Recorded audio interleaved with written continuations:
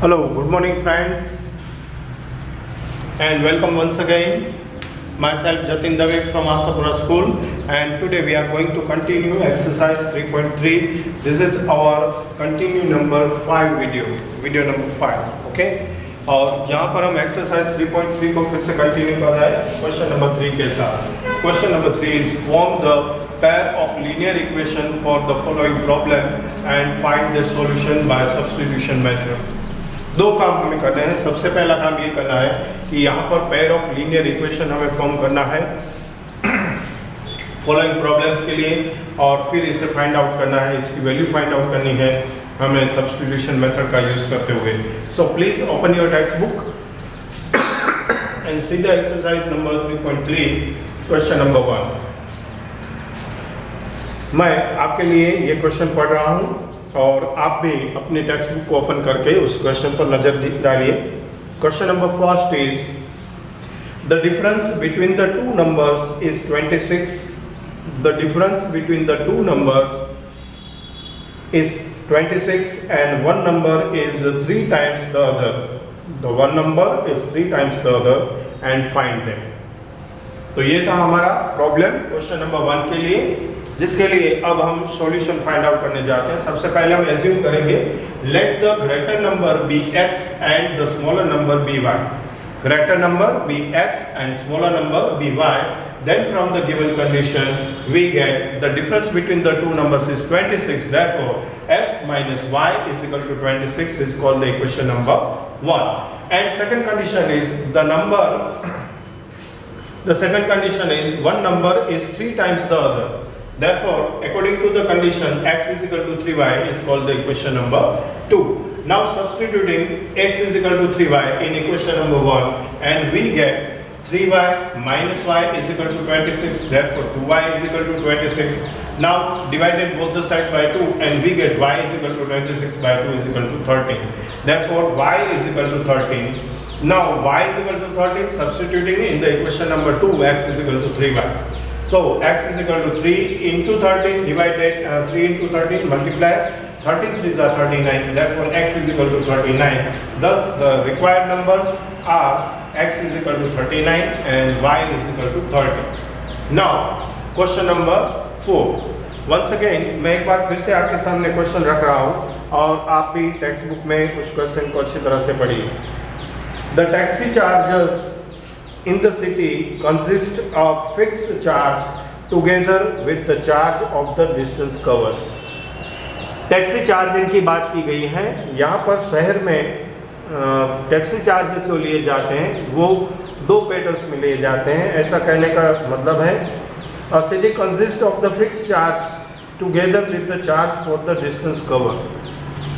एक तो fix charge लगता है जब आप टैक्सी हायर करते हो, जब आप टैक्सी किराए पर लेते हो तब एक चार्ज फाइनली हो जाता है जैसे ही आप किराए पर लेने के लिए सहमत होते हो, जिसे फिक्स चार्ज कहा जाता है या फिर नॉमिनल चार्जेस कहा जाता है. इसके बाद जो दूसरा चार्जेस काउंटिंग होता है ये है the charge for the distance cover. इसके बाद आप जितना डिस्टेंस कवर करते हो, ट्रांसपोर्टिंग करते हो, ट्रैवलिंग करते हो, इसके हिसाब से पर किलोमीटर चार्जेस लगता है और ये दोनों चार्ज इंक्लूड होकर टोटल चार्जेस बनता है. ये पहली बात. For a distance of 10 kilometre, यहाँ पर हमें 10 किलोमीटर के लिए the charge paid is ₹105. 10 kilometre की जर्नी के लिए हम 105 रुपीज़ चार्ज दे रहे हैं. And for the journey of 15 kilometre the charge paid is ₹155. और 15 किलोमीटर की जर्नी के लिए 155 रुपीज़ चार्जेस होता है. What are the fixed charge and the charge per kilometer? सबसे पहले हमें ये फाइंड करना है कि यहाँ पर फिक्स चार्ज क्या है और चार्ज पर किलोमीटर कवर, डिस्टेंस कवर्ड क्या है, पर किलोमीटर क्या है. And how much does a person have to pay the travelling distance of 25 kilometre. और अगर जो हमें 25 किलोमीटर ट्रैवलिंग करना है तो हमें कितना चार्ज देना पड़ेगा. ये 3 आंसर हमें यहाँ पर देने हैं. So let's see the solution. Let the fix charge be x rupees. सबसे पहले फिक्स चार्ज के लिए हम x रुपीज़ एज्यूम करेंगे and the charge for the distance cover by y rupees. और पर किलोमीटर के हिसाब से जो डिस्टेंस कवर करना है उसके लिए चार्जेस हम लेंगे y rupees per kilometre. Then from the given condition, जो हमने अभी कंडीशन देखी, 10 किलोमीटर ट्रैवलिंग करते हुए चार्ज है कुल 105 रुपीज, तो इक्वेशन नंबर 1 फॉर्म होगा x + 10y = 105, और 15 किलोमीटर ट्रैवलिंग करने का चार्जेस है 155 रुपीज, जिस पर से दूसरा इक्वेशन फॉर्म होगा x + 15y = 155. Now from equation number 1, x = 105 - 10y. Substituting x = 105 - 10y in equation number 2, and we get 105 - 10y + 15y = 155. 105 is transposing to the right hand side, and we get 5y = 155 - 105, and therefore 5y = 50. Now divided by both the side 5, and we get y = 10. That means y = 10. Now y = 10 in equation number 3, x = 105 - 10y, and substituting the value of y here, therefore x = 105 - 10 into 10, and 10 into 10, 10 tens are 100, so therefore x = 5. That means the fixed charge is x = 5 rupees, and the charge for the distance covered is y = 10 rupees per kilometer. तो ये था हमारा सबसे पहला solution. हमने find out किया कि यहाँ पर फिक्स चार्ज है वो 5 रुपीज़ है, एंड डिस्टेंस कवर्ड चार्जेस है वो पर किलोमीटर 10 रुपीज़, y = 10 रुपीज़ है। So the total charge a person has to pay for the traveling d kilometer is given by.